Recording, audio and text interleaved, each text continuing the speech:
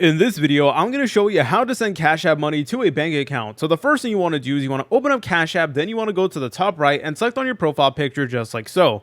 Then please go ahead and select on linked bank accounts. So what we need to do is we need to go ahead and link a bank account, and you guys have multiple different options. So you guys can link your bank account just like that, or you guys can link a debit card that is connected to your bank account, and that will actually get the job done as well. And I personally recommend linking a debit card if you haven't already. And just for clarification, it could also be a credit card as well. I'm using those terms interchangeably, but essentially you can go ahead and add a debit or credit card that is linked to your bank account, and you could use it from there. So it is going to ask you, of course, for your card number, the CSV, the expiration date, and stuff like that. So it's really important that you input it, and you can find all that information with your card itself. But if you're trying to actually link your bank account itself, then what you need to do is you need to press over here where it says link bank. So honestly, I don't really recommend this option because it's just easier to link a debit card or something like that, and it will get the job done. But if you want to link your bank account specifically, here's what you would need to do.